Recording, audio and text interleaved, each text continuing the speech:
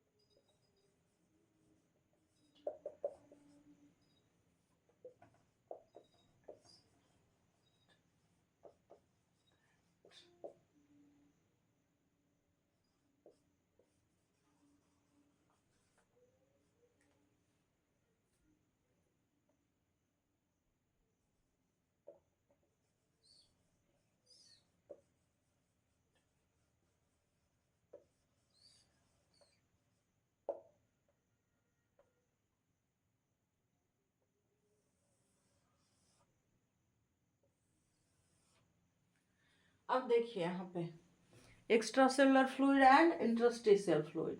Extracellular fluid is a body fluid that surrounds the cell. Extracellular fluid क्या है? Body fluid है।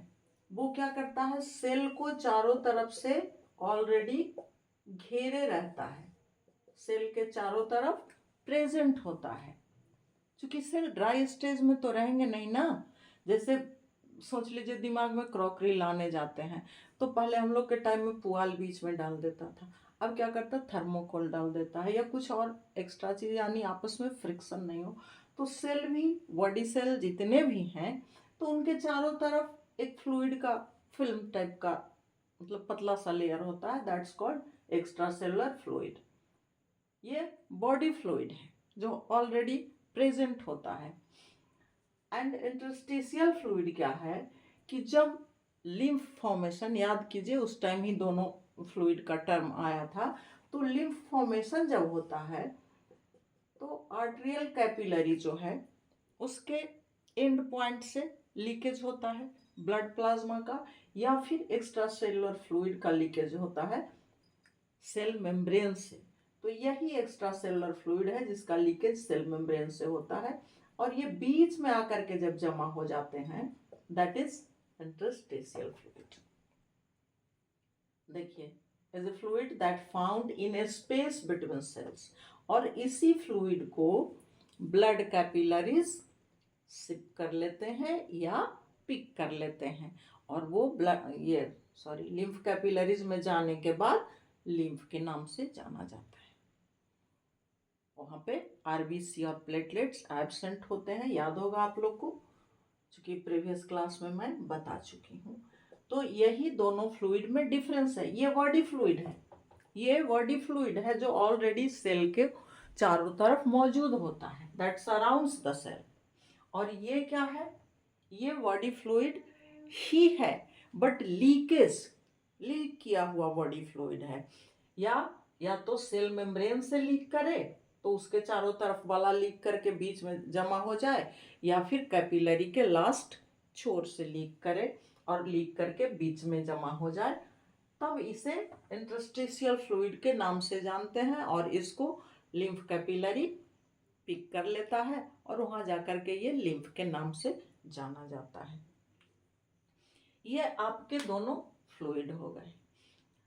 अब एक पॉइंट और याद कीजिए, मैं बोली थी कि अभी ये जो 10th लेवल के हम लोग लिम्फेटिक सिस्टम में पढ़ लिए, lymph capillaries, lymph vessels, lymph node, lymph and subclavian vein, तो ये इतने ऑर्गन्स इंक्लूड हैं, बट और भी बॉडी ऑर्गन्स इंक्लूड हैं लिम्फेटिक सिस्टम में, जिसके बारे में मैं अभी बताऊंगी आपको।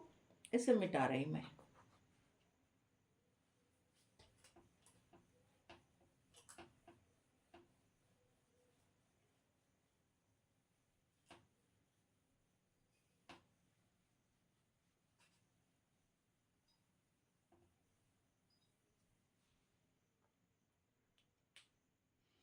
कौन कौन से ऑर्गन्स इंक्लूड होता है लिम्फेटिक सिस्टम में, जो हम लोग पढ़ चुके उसके अलावे?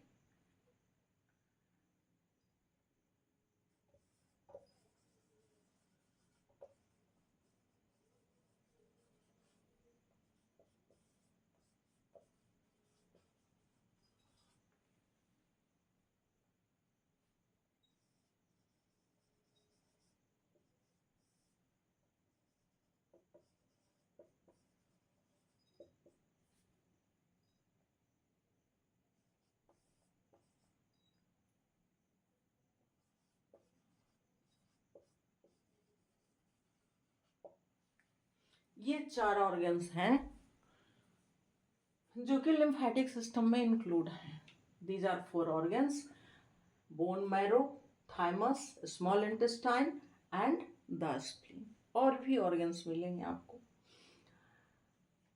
तो ये चारों लिम्फेटिक सिस्टम में इंक्लूड हैं। कैसे, आपको समझ आ रहा होगा, क्योंकि बोन मैरो जब भी हम लोग पढ़ते हैं, कार्डियोवास्कुलर सिस्टम पढ़े यानी ब्लड सर्कुलेटरी सिस्टम, तो वहाँ पे ब्लड फॉर्मेशन कहाँ होता है? ब्लड प्रोडक्शन बोन मैरो में ही।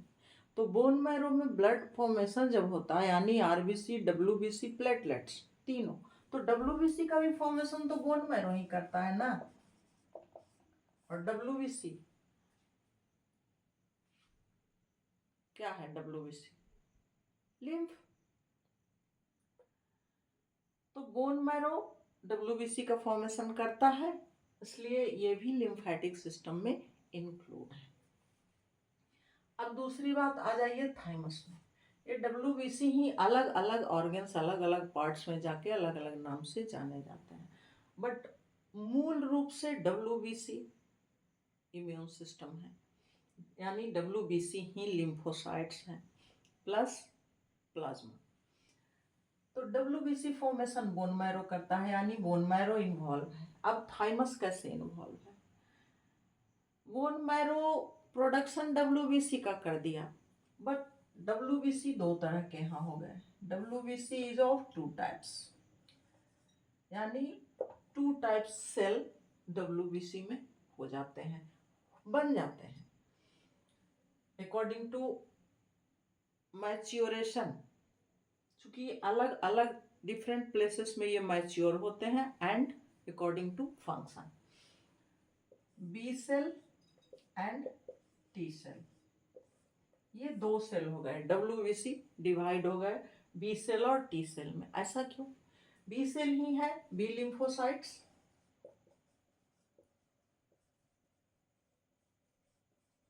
और टी सेल है टी लिम्फोसाइट्स। आप टी सेल कहिए या टी लिम्फोसाइट्स कहिए। अब ऐसा क्यों होता है? प्रोडक्शन तो बोन मैरो में ही हुआ डब्ल्यूबीसी का, और डब्ल्यूबीसी बोन मैरो में ही मैच्योर भी हो गए, तो वो बी लिम्फोसाइट्स के नाम से जाने जाते हैं। यानी सारे डब्ल्यूबीसी जिनका प्रोडक्शन हुआ, उसमें कुछ बोन मैरो में ही मैच्योर हो गए, तो उसे बी लिम्फोसाइट्स के नाम से जानते हैं। और कुछ डब्ल्यूबीसी थाइमस में जाकर के मैच्योर होते हैं।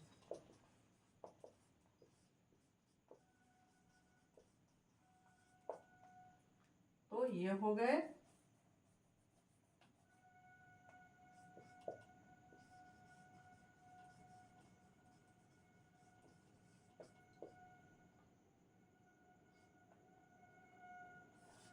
टी लिम्फोसाइट्स, यानी डब्ल्यूबीसी ही है, लेकिन एक पैदा भी वही हुआ, मैच्योर भी वही हो गया, और कुछ सेल पैदा तो हुआ बोन मैरो में, इसका प्रोडक्शन बोन मैरो में ही है, बट मैच्योर होने चला गया थाइमस में। तो उसको टी लिम्फोसाइट्स के नाम से जानते हैं और इसको बी लिम्फोसाइट्स के नाम से जानते हैं, या टी सेल के नाम से भी जान सकते हैं, या टी लिम्फोसाइट्स भी कह सकते हैं, या बी सेल या बी लिम्फोसाइट्स भी कह सकते हैं। अब देखिए थाइमस भी आपका इन्वॉल्व है लिम्फेटिक सिस्टम में। ऐसे भी याद कीजिए एंडोक्राइन ग्लैंड्स जब हम लोग पढ़ रहे थे 10th क्लास में कंट्रोल एंड कोऑर्डिनेशन में, तो एंडोक्राइन ग्लैंड्स में thymus is also a type of endocrine gland, या thymus is also an endocrine gland. तो उसके फंक्शन में हम लोग क्या पढ़े थे, सीधा सा पढ़ लिए थे इम्यून सिस्टम स्ट्रॉन्ग करता है। इम्यून सिस्टम कैसे स्ट्रॉन्ग करता है, टी लिम्फोसाइट को मैच्योर करके, यानी कुछ WBC को, ये थाइमस जो है इसमें थायरोसिन नामक हार्मोन का सिक्रेशन होता है और उस हार्मोन से कुछ WBC मैच्योर होते हैं और काफ़ी स्ट्रांग होते हैं, दैट्स कॉल्ड टी लिम्फोसाइट्स। तो थाइमस भी इन्वॉल्व हो गया आपका लिम्फेटिक सिस्टम में। अब आइए सबसे सरप्राइजिंग स्मॉल इंटेस्टाइन। हाँ, स्मॉल इंटेस्टाइन में जब डाइजेशन होता है फैट का, तो फैट के डाइजेशन के समय कुछ बॉडी फ्लूइड और डाइजेस्टेड फैट मिल करके एक लिक्विड का फॉर्मेशन करते हैं and that is called Kyle. उस लिक्विड को कहते हैं काइल। ये मिल्की थोड़ा हल्का सा दूधिया कलर का लिक्विड होता है and this is a type of lymph. ये भी एक तरह का लिम्फ ही है और ये भी लिम्फेटिक सिस्टम में ही चला जाता है, लेकिन ऑलरेडी जो लिम्फेटिक सिस्टम बना हुआ है बॉडी में, उसमें भेजने के लिए स्मॉल इंटेस्टाइन अपना वेसल्स के द्वारा भेजता है, अपना ट्यूबुलर स्ट्रक्चर के द्वारा, स्पेशल ट्यूबुलर स्ट्रक्चर के द्वारा भेजता है और वहाँ लिम्फेटिक सिस्टम में उसको छोड़ देता है जाकर के। तो ये लिम्फ का भी एक टाइप है जो स्मॉल इंटेस्टाइन में फैट डाइजेशन के टाइम में इसका फॉर्मेशन होता है एंड दिस इज लिम्फ। तो ये लिम्फेटिक सिस्टम में स्मॉल इंटेस्टाइन भी इन्वॉल्व है। अब आपका फोर्थ है द स्प्लीन। स्प्लीन का नाम ऐसे भी सुने होंगे, जानते भी होंगे कि इसको क्या कहा जाता है, सेल का कब्रिस्तान कहा जाता है। क्यों भाई, इसलिए कि स्प्लीन जो है वो पूरे बॉडी को मॉनिटर करता है, सारे लिम्फेटिक सिस्टम को, और जितने भी गार्बेज हैं, डेब्रिज हैं, डेड सेल के फ्रैगमेंट्स हैं, सबको ये क्लीन कर देता है। तो अब ये क्यों क्लीन करता है भाई, क्लीन तो करता है lymph node, yes lymph node clean करता है, but the spleen is also a lymph node, या spleen is the largest lymph node in human body. Human body का सबसे बड़ा लिम्फ नोड है स्प्लीन। तो फिर यहाँ तो सारे क्लीन हो जाते हैं।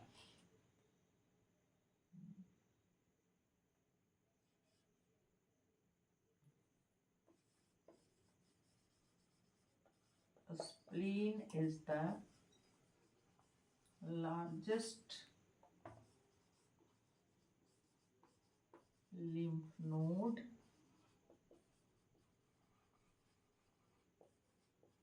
in human body। अब देखिए चारों का फंक्शन आपको दिख रहा है। बोन मैरो ब्लड फॉर्मेशन करता है, ब्लड प्रोडक्शन करता है, तो जिसमें तीनों हैं RBC, WBC, प्लेटलेट्स।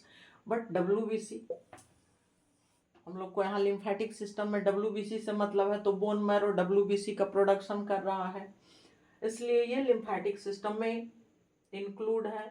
और WBC भी कुछ बोन मैरो में ही मैच्योर हो जाते हैं, तो उसको बी सेल या बी लिम्फोसाइट्स कहते हैं, और उसी में से कुछ सेल जो हैं वो थाइमस में चले जाते हैं, और थाइमस एक हार्मोन्स का सिक्रेशन करता है because thymus is an endocrine gland, और उस हार्मोन्स के कारण ये काफ़ी स्ट्रॉन्ग हो जाता है मैच्योर होने के बाद WBC, जिसको टी लिम्फोसाइट्स कहते हैं। तो थाइमस भी इंक्लूड है लिम्फेटिक सिस्टम में। स्मॉल इंटेस्टाइन की बात हम करते हैं, तो स्मॉल इंटेस्टाइन में लिम्फेटिक सिस्टम से जुड़ा हुआ उसका एक स्पेशल ट्यूबुलर स्ट्रक्चर है।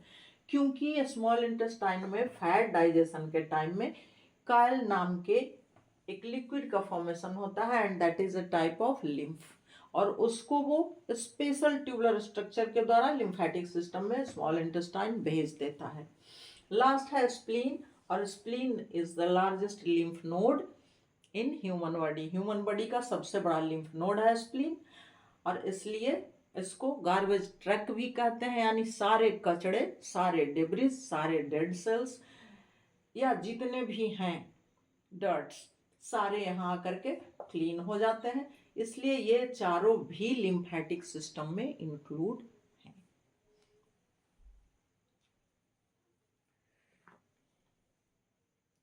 अब स्मॉल इंटेस्टाइन को हम लोग छोड़ देते हैं, क्योंकि ये तो सीधा काइल फॉर्मेशन करके लिम्फेटिक सिस्टम में भेज देता है। स्प्लीन को भी छोड़ देते हैं, क्योंकि इसका काम तो सारे कचड़े का साफ करना है। लेकिन बात रह गई बी लिम्फोसाइट और टी लिम्फोसाइट की। तो ये दोनों ऐसे क्यों हैं, अलग अलग मैच्योर होते हैं, तो फंक्शन भी इनका कुछ अलग अलग होगा, कुछ तो रीजन होगा ही। हाँ, फंक्शन भी अलग अलग है। जरा सा इसको भी हम लोग देख लेते हैं, बी लिम्फोसाइट का और टी लिम्फोसाइट का। इसका फंक्शन क्या है?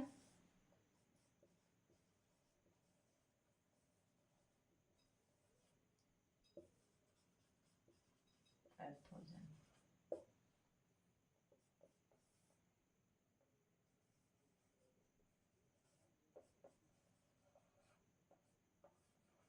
and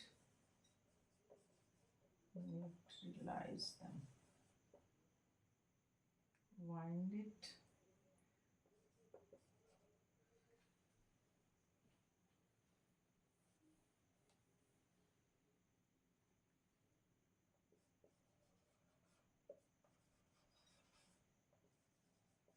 neutralize। ये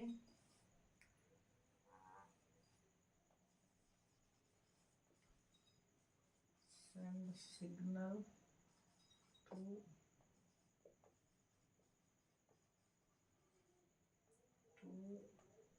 immune cells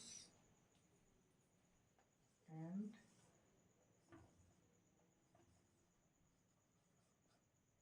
fight with pathogen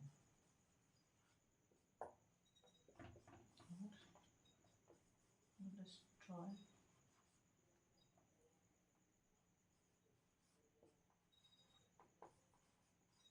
infected cells।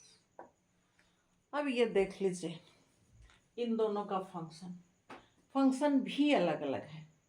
B cell का मेन फंक्शन है पहचानना, फॉरेन सेल है, पैथोजन है, वायरस है, बैक्टीरिया है, या हमारे बॉडी का ही सेल है, पहचानना। और जब पहचान लेता है कि फॉरेन पार्टिकल्स है या पैथोजन है, तो उसको अपने सेल के साथ जोड़ लेता है, वाइंड देम एंड न्यूट्रलाइज, और उसको न्यूट्रलाइज कर देता है, यानी उसके केमिकल्स को जिससे वो हमारे बॉडी को हार्म पहुंचा सकता है उसे डिस्ट्रॉय कर देता है, न्यूट्रलाइज कर देता है, फंक्शनलेस कर देता है। तो इसका main function recognise and neutralise करना, यानी सेल को हार्म पहुंचाने से पहले पहचान लेना और पहचान के उसकी जितनी भी एक्टिविटी या केमिकल्स जो भी हैं उसको खत्म कर देना। बट टी सेल का क्या काम है? टी सेल को जब पता चल जाता है कि अच्छा पैथोजन आ रहा है, तो ये सारे इम्यून सेल्स को सिग्नल भेज देता है कि सब आ जाओ लड़ने के लिए, कोई दुश्मन आया है, और सब मिलके लड़ता है पैथोजन से। लेकिन बाय द वे उसको डिस्ट्रॉय कर देता है, लेकिन किसी कारण बस फिर भी वो सेल को अगर हार्म कर दिया, इन्फेक्ट कर दिया अगर बॉडी सेल को, तो पूरे सेल को ही ये डिस्ट्रॉय कर देता है। जिस बॉडी सेल को जहां जहां वो हार्म पहुंचा दिया, इन्फेक्ट कर दिया, उसको ही डिस्ट्रॉय कर देता है ये पूरी तरह से। यानी ये बॉडी सेल को हार्म पहुंचाने से पहले पहचान करके उसको न्यूट्रलाइज कर देता है, उसको फंक्शनलेस कर देता है, और ये सिग्नल भेजता है, उससे लड़ता है, उसको डिस्ट्रॉय तो करता है, लेकिन अगर तब तक वो सेल को इन्फेक्ट कर दिया तो ये सेल तक को डिस्ट्रॉय कर देता है। तो ये दोनों का अलग अलग फंक्शन है, B cell, B lymphocyte, T cell, T lymphocytes दोनों का। और चूंकि प्रोडक्शन तो बोन मैरो ही है, लेकिन मैच्योरेशन अलग अलग है और फंक्शन अलग अलग है दोनों का। ये फंक्शन हो गया कैसे डिस्ट्रॉय करते हैं पैथोजन को। अब चलिए थोड़ा सा हम लोग देख लेते हैं। इसके बाद हमारा फ्लूइड हो गया, एक्स्ट्रा सेलुलर, इंटरस्टिशियल। हमारे और भी ऑर्गन्स हो गए जो इम्यून सिस्टम में, लिम्फेटिक सिस्टम में इन्वॉल्व हैं। अब लास्ट पॉइंट हम लोग को देखना है कि हमारे बॉडी में वो कौन कौन से ऑर्गन्स हैं जहां लिम्फेटिक सिस्टम नहीं है या जहां पे लिम्फेटिक सिस्टम काम नहीं करता है।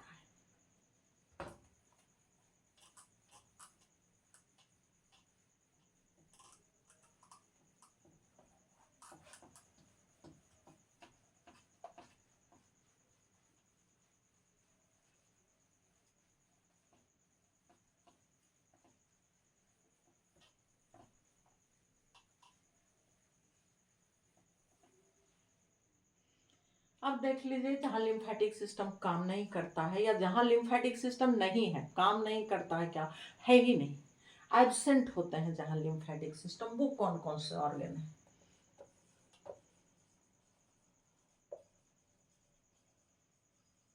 Bone marrow,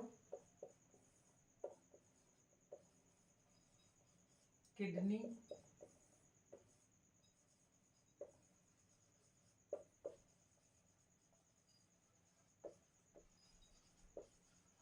central nervous system यानी brain and spinal cord and epidermis.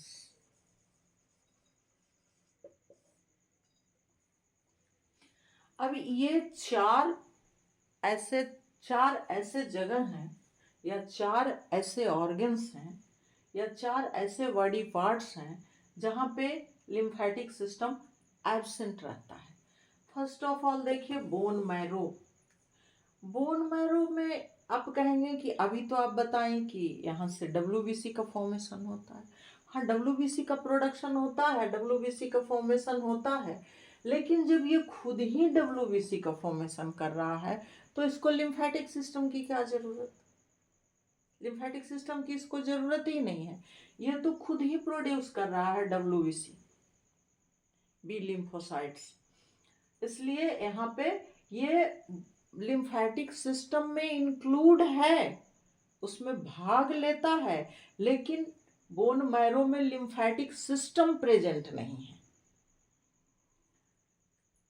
ये लिम्फेटिक सिस्टम में इंक्लूड है लेकिन इसमें लिम्फेटिक सिस्टम नहीं है। जैसे आप घर से निकलते हैं, आप स्कूल जाते हैं डेली, तो हाँ आप स्कूल में इंक्लूड हैं लेकिन स्कूल आपके घर में इन्वॉल्व नहीं है। आप स्कूल पढ़ने जाते हैं लेकिन स्कूल का कोई व्यक्ति आपके घर में इन्वॉल्व नहीं है। तो बोन मैरो डब्ल्यूबीसी बनाता है, ये लिम्फेटिक सिस्टम में इंक्लूड है, लेकिन बोन मैरो में लिम्फेटिक सिस्टम नहीं होता, इसको जरूरत ही नहीं। क्यों लिम्फेटिक सिस्टम चाहिए इसको, ये खुद डब्ल्यूबीसी बनाता है। सेकेंड है किडनी। किडनी में भी लिम्फेटिक सिस्टम एब्सेंट होते हैं, क्योंकि ये एक्सक्रीटरी सिस्टम तो खुद ही है। लेकिन ऐसा नहीं है कि यहाँ लिम्फेटिक सिस्टम होता ही नहीं, ऐसी बात नहीं है, इसका अपना लिम्फेटिक सिस्टम है। ये कॉमन लिम्फेटिक सिस्टम जो हमारे बॉडी का है ना, उससे इसको कोई लेना देना नहीं है, क्योंकि खुद ये एक्सक्रीटरी सिस्टम है, खुद ये एक्सक्रीशन करता है, खुद ये फिल्टर करता है ब्लड को, इसलिए इसका अपना लिम्फेटिक सिस्टम है। ये कॉमन लिम्फेटिक सिस्टम से इसको कोई लेना देना नहीं है।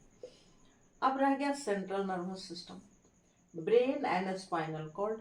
इन दोनों में भी कोई लिम्फेटिक सिस्टम है ही नहीं, न इसका अपना न पराया, इसका कोई लिम्फेटिक सिस्टम नहीं है। तो ये तीन जगह लिम्फेटिक सिस्टम एब्सेंट हो गए।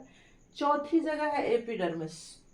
एपिडर्मिस मीन्स क्या हुआ? Epidermis means external layer, body parts के एक्सटर्नल लेयर, जैसे स्किन एपिडर्मिस है हम लोग के बॉडी का, या इंटरनल ऑर्गन्स भी अलग अलग हैं, सब में एपिडर्मिस है।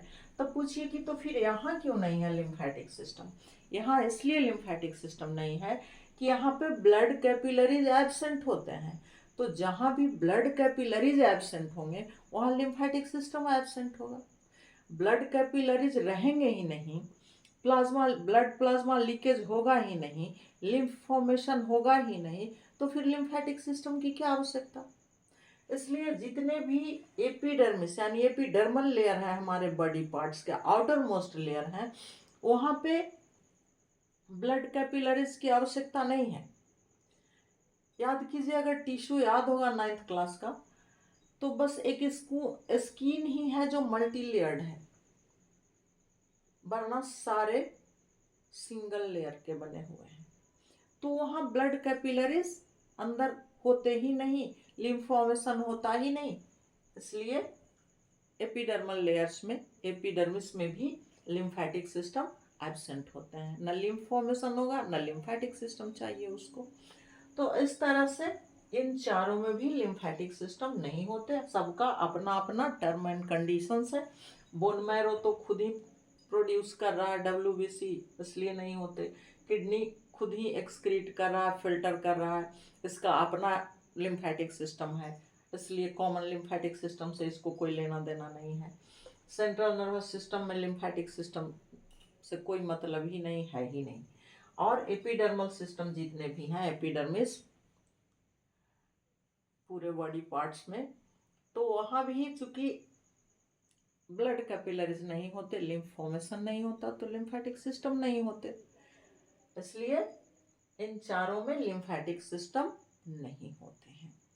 बस इसका है अपना, चूंकि ये दिमाग में रहेगा, एक्सक्रीशन करता है, फिल्ट्रेशन करता है, तो इसका तो अपना ही लिम्फेटिक सिस्टम रहेगा, और बाकी में नहीं होते हैं। बस आज इतना ही कंप्लीट हो गया आपका लिम्फेटिक सिस्टम। बाकी नेक्स्ट चैप्टर में चलते हैं। Okay, thanks.